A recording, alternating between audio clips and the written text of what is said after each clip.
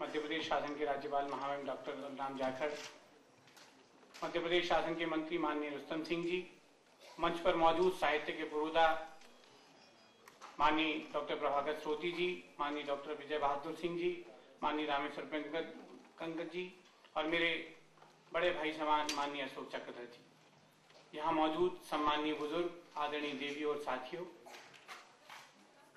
मैं साहित्य का विद्यार्थी भी नहीं हूं और साहित्य मैंने बहुत पढ़ा भी नहीं है।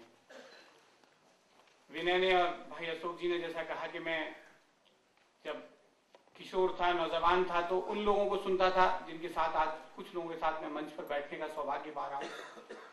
मैं बहुत देर रात तक जब नीरज जी को, निर्भय हाथरसी को, काका हाथरसी को, अशोक चक्रधर को सुनता था, तो निश्चित रूप से विज्ञान का विद्यार्थी होते हुए मैंने कविता लिखने की चेष्टा की। कविता में कभी कॉलेज में सुनाता था, वो अब मैं लिख तो नहीं सकता जो कविता में वहां सुनाता था। फिर मैं पुलिस की ट्रेनिंग में गया, लेकिन मेरा कवि धर्म वहां मेरा साथ देता रहा। कुछ कविताएं मेरे साथियों को बहुत पसंद आई। मैं फिर पुलिस की ट्रेनिंग के बाद पुलिस अधीक्षक सरगुजा के रूप में पदस्थ हुआ। वहां एक दिन बहुत बड़ा कवि सम्मेलन हुआ, उसमें बड़े बड़े नाम वो आए जिनको मैं सुनने जाता था और उस मंच पर मेरा नाम भी पुकारा गया। जब मैंने पहली बार वो कविता सुनाई तो लोगों को बहुत भाई, और ये हुआ उस कविता सम्मेलन के समापन के लिए मुझे फिर से पुकारा गया और फिर मेरे को अशोक जी का और बहुत से कवि जो वरिष्ठ थे उनका पत्र आया कि आप निरंतर ये रचना धर्म जारी रखें। और तब मैंने पहली बार सही अर्थों में लिखना शुरू किया, क्योंकि उससे पहले मैं अपनी याददाश्त से ही कविता सुनाता था। उस रचना धर्म की कुछ दृश्य, एक दो रचनाएं मैं आपके सामने यहाँ सुनाऊंगा, क्योंकि बहुत बड़े साहित्यकार मंच पर हैं। प्रभाकर स्रोती जी, क्योंकि मुझे साहित्य का न तो ज्ञान है न मैंने साहित्य पढ़ा है, लेकिन जो कुछ भी देखा और सुना है उसको मैंने लिखा है। मेरी एक कविता है छोटी सी, उसका शीर्षक है राम भरोसे। ऋषि मुनियों का यह देश राम भरोसे चल रहा है, किससे कहूं इसे कौन निगल रहा है, किससे कहूं इसे कौन निगल रहा है। दूसरी छोटी कविता है जंगल। जंगल में अफसर हैं, जंगल में अफसर हैं, अफसर अब जंगल हैं, जंगल कहां गया, जंगल कहां गया। एक और कविता है दोस्तों, शीर्षक है पहेली।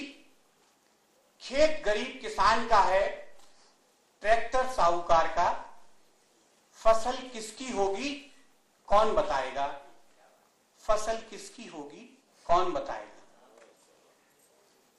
एक कविता है विरासत दोस्तों। शहीदों की शहादत लुटेरों के हाथ है, शहीदों की शहादत लुटेरों के हाथ है, सकपकाया हुआ समय झुका हुआ माथ है। एक राष्ट्रीय प्रश्न, ये जो फटी कमीज और मैली धोती पहने कचहरी जा रहा है, यह इसी देश का नागरिक है।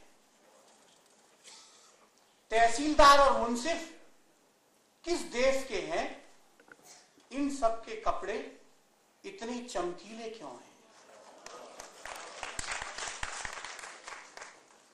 दोस्तों, कुछ लोगों के लिए नया साल होता है, बहुत सारे लोगों के लिए ईद, क्रिसमस, दिवाली, बैसाखी और राखी होती है, लेकिन बहुत सारे लोग ऐसे हैं जिनके लिए नए साल का मतलब एक नया दिन होता है।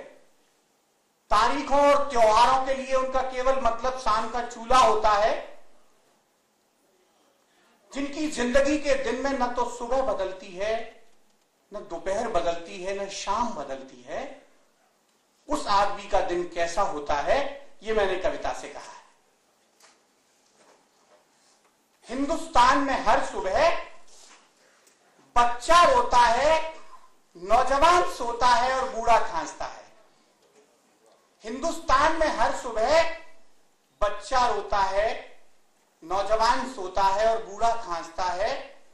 दोपहर को बच्चे को स्कूल से छूटने की आस है, नौजवान को अभी भी काम की तलाश है और बूढ़े के नसीब में सिर्फ खामोश दीवारों का अट्टास है।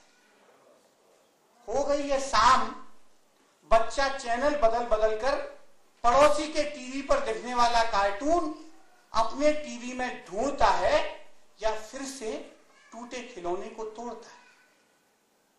नौजवान खींच कर लिख तो रहा है नई अर्जी, पर कुछ अनमना, कुछ हताश है, और बूढ़ा जप रहा है राम का नाम, पर उसका मन बहुत उदास है।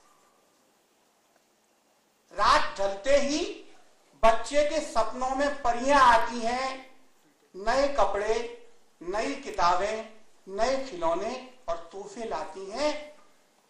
अंधियारे बंद कमरे में यकायक उठकर टहलने लगता है नौजवान। उसकी उंगलियां कागज पर कुछ लिख लिख कर मिटाती हैं, पर उसकी आंखों में नींद नहीं आती है। और पुरानी चारपाई पर यह सोचकर करवटें बदल रहा है बूढ़ा कि ये अंधेरी रात छट क्यों नहीं जाती है, नई सुबह जल्दी क्यों नहीं आती है। कल फिर दिन होगा, सुबह बच्चा रोएगा, नौजवान सोएगा और बूढ़ा खांसेगा। मैं भी सोचता हूं ऐसी सुबह जब ये बच्चा रोएगा नहीं, अपने दादा की उंगली थामकर हंसता हुआ स्कूल जाएगा। ये नौजवान हाथ में मिठाई का डिब्बा लेकर आशीष लेने में मां के पैर छूकर दौड़ने आएगा, और ये बूढ़ा खांसेगा नहीं, खिलखिलाएगा। अपना तजुर्बा पड़ोसियों को ही नहीं, घर वालों को भी खुशी खुशी सुनाएगा। ऐसा सवेरा मेरे हिंदुस्तान में कब आएगा, ऐसा सवेरा मेरे हिंदुस्तान में कब